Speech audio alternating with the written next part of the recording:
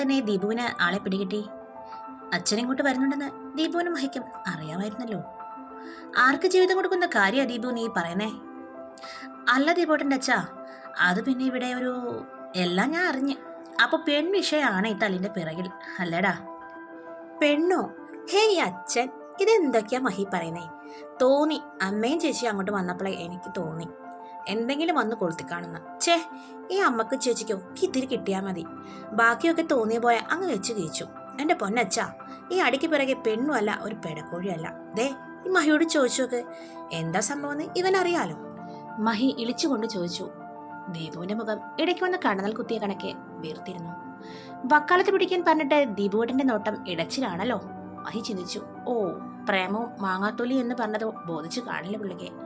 അതാകും മുഖം ഉയർത്തത്. ദീപു ഒറ്റയ്ക്കോർത്ത് ചിരിച്ചു.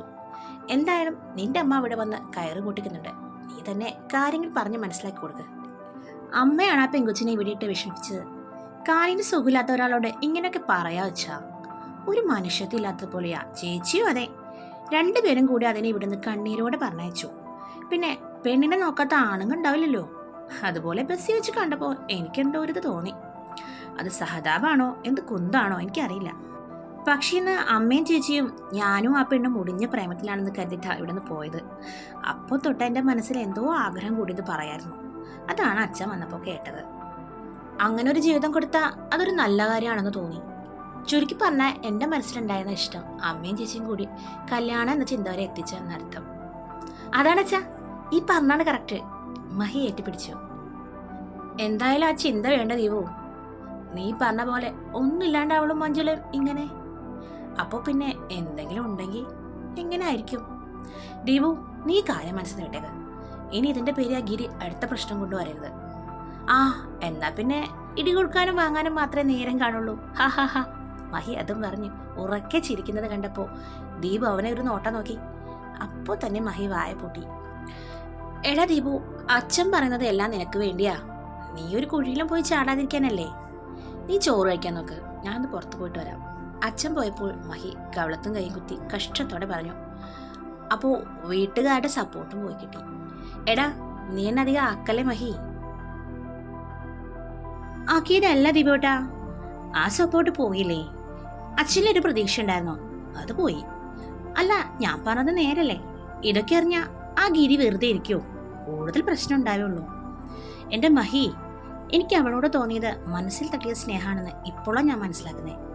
അതിന്റെ പേര് ഗിരിയേട്ടനല്ല, ആരായാലും ഞാൻ പിന്മാറില്ല. ഓഹോ, അതിനാ പെണ്ണിന്റെ മനസ്സ് അറിയേണ്ട ദീപു സാർ. അറിയാലോ, ആ ചേച്ചി ദീപുവേട്ടന്റെ പ്രായമല്ല, 3 വയസ്സ് മൂപ്പാ. എടാ, വയസ്സിലൊക്കെ എന്തിരിക്കുന്നു. ദീപുവേട്ടന് കുഴപ്പമില്ല, പക്ഷേ അന്വേഷിക്കോ? അതിനും ഓക്കെ ആണെങ്കിൽ ആ ഗിരിയേട്ടൻ അയാളെ സമ്മതിക്കോ? എന്റെ പൊന്നെ, ഇപ്പോഴേ ദീപുവേട്ടനോട് കളിപ്പാ. ഇനി പെങ്ങളെ പ്രേമിച്ചെന്ന് കൂടി അറിഞ്ഞാലുണ്ടല്ലോ. ദീപു നിശബ്ദനായി. അല്ല, ഗിരിയേട്ടൻ ആളൊരു പുലിയാണ്.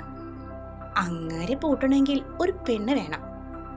ദീപുവേട്ടനൊരു പെങ്ങള് കൂടെ ഉണ്ടായിരുന്നെങ്കിൽ നമുക്ക് ഗിരിയേട്ടന് കെട്ടിച്ചു കൊടുക്കായിരുന്നു. ഒരു മാറ്റക്കല്യാണം എന്താ, ശരിയല്ലേ? ദൈവമേ, ഇവനെ ഞാൻ ഒന്ന് പോടാ അവിടെ നിന്ന്, വൃത്തികേട്ടിരുന്ന് വിളിച്ചു പറയാണ്ട്. അതിന് അങ്ങേരെ പോലെ ഉള്ളൊരാളെ ആരാ പ്രേമിക്കുക? എന്നിട്ട് കെട്ടാ? ലോക തല്ലുള്ളി. നീ നിന്റെ പെങ്ങളെ പോയി ആദ്യം കെട്ടിച്ചു കൊടുക്ക്. അത് കൊള്ളാം. അയാളുടെ പെങ്ങളെ വേണം, എന്നാൽ സ്വന്തം പെങ്ങളെ കെട്ടിച്ചു കൊടുക്കാനും പറ്റൂല.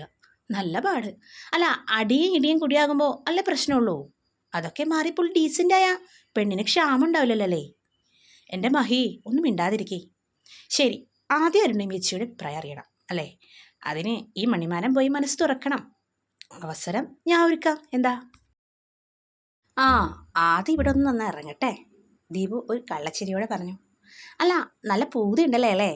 ദൈവമേ, ആ ഗിരിയേട്ടനെ എങ്ങനെ നന്നാക്കാനാണ് ദൈവമേ.